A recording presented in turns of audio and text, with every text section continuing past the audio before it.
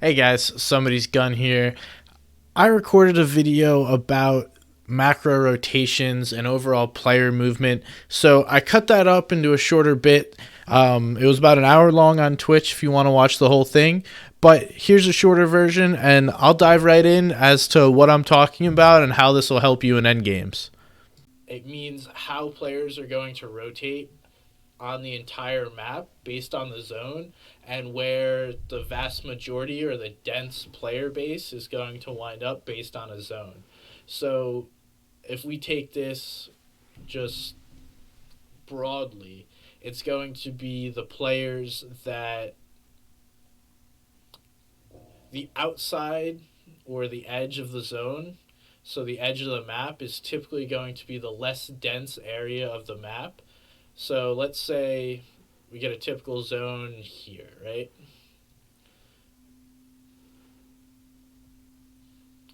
So we're having those people come in from this direction, and let's use yellow for movement. So most people are going to take the path of least resistance, right? And that's going to be moving straight in or white lining. So that white line you get on your mini map, people are just going to take this in, come into zone here,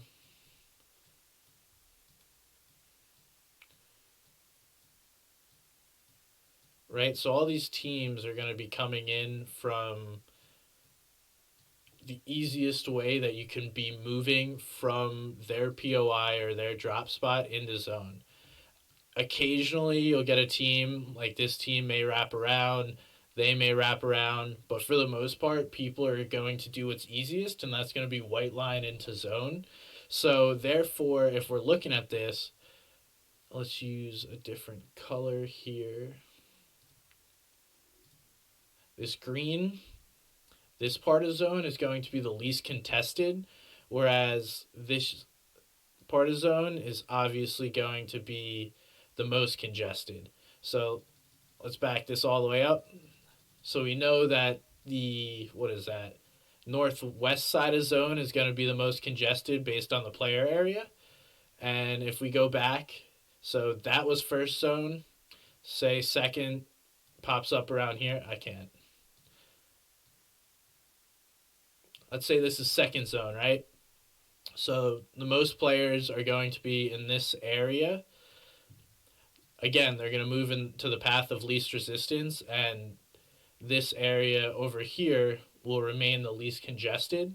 So if you can find ways to rotate around, those are going to be the safest area. Yeah, no, we'll have different choke points. So this area is always going to be high congestion because you'll have players coming in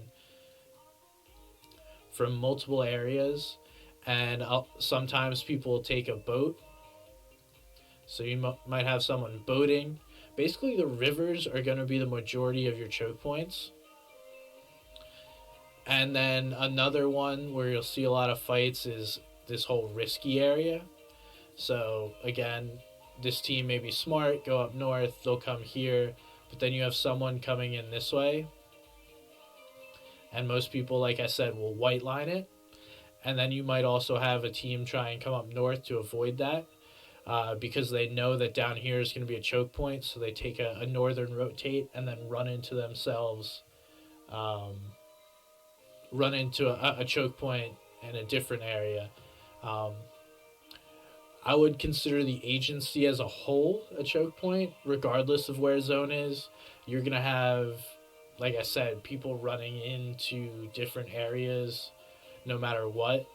Um, Whether you get a south zone, a northeast zone, a northwest zone, there's always going to be people that one probably landed at the agency.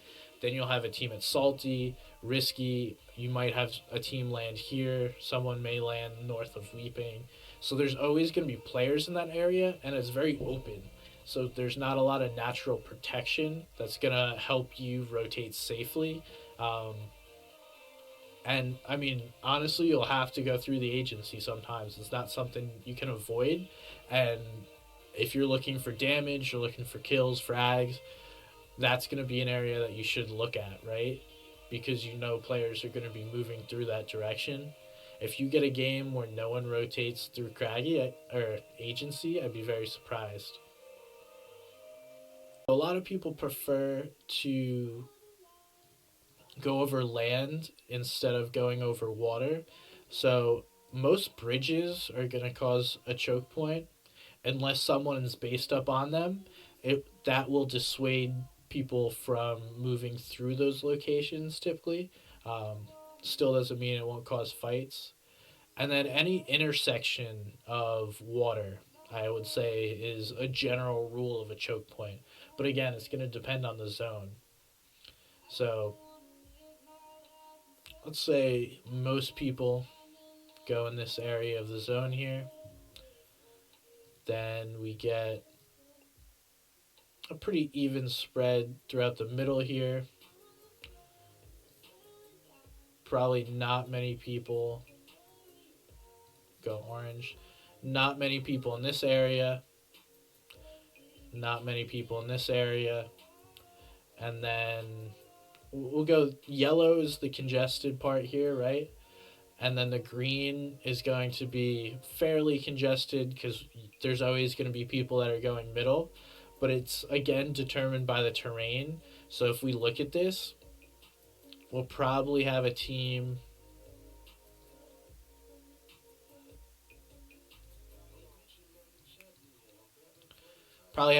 base up on Zate Hill here because they're looking to take the high ground, the high position, and then that would again dissuade people from boxing up in vulnerable positions. So we may see a couple teams come down on the hill here. Some teams may box in this protected area. I call it Zate Hill. Either way. Then you'll have people coming in, probably taking different houses and pieces from Fatal. You'll have people posting up in here. Some people take retail. I'm sure there'll be someone chilling by the bridge. Then you'll probably have a couple teams up here. Might have someone stop here. I wouldn't suggest stopping here in this zone. You'll probably get someone here. But so if we just look at like generally how this is turning out, the middle and the south part of the map are probably going to turn out to be the most congested. And because of this hill and the open space here, most people are probably going to avoid this area and this area. Um, I mean, I can't say for certain people won't post up there, but I could I would suggest you avoid that spot or that area in this hypothetical zone. And then if we go again, we make this smaller.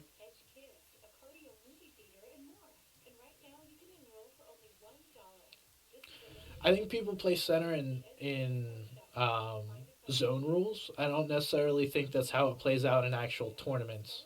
I think people play a lot safer in actual tournaments than they would in a zone rule scrim.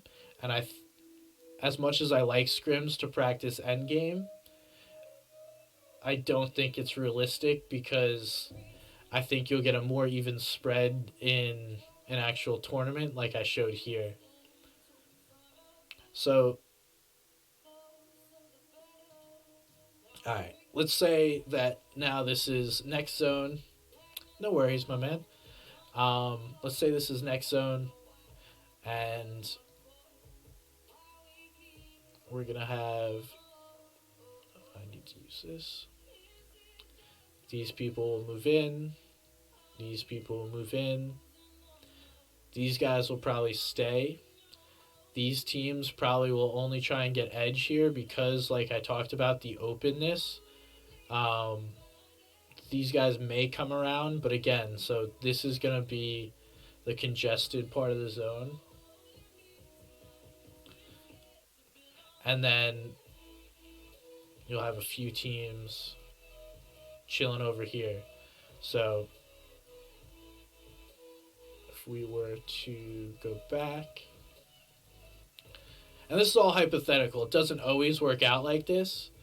Um, I would just say most of the time, more often than not, it's going to wind up being like this, where you see certain areas of zone post up. And that's why it's important to pay attention to the macro rotation. So just having a general idea of where people land in the map and then how they would rotate to the next zone, and understanding people don't want to do extra work. People want to make the easy choice. They want a white line to zone. Um, they may be dissuaded by other teams, different areas, um, but these are the things that are going to make a difference. Might have some players up here, and then we'll probably have a few people pop up in the middle, but it's not going to be significant. So this is going to be a fairly clean area, right? Um, my playlist. This is just my Pandora. Um, it's Kygo Radio on Pandora.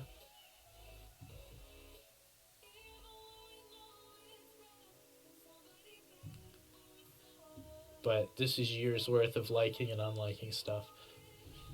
Um, but yeah, that's basically what I'm talking about. And then if we go into endgame situations, those start to get weird. It's hard to generalize an endgame because if we were to go, let's clear.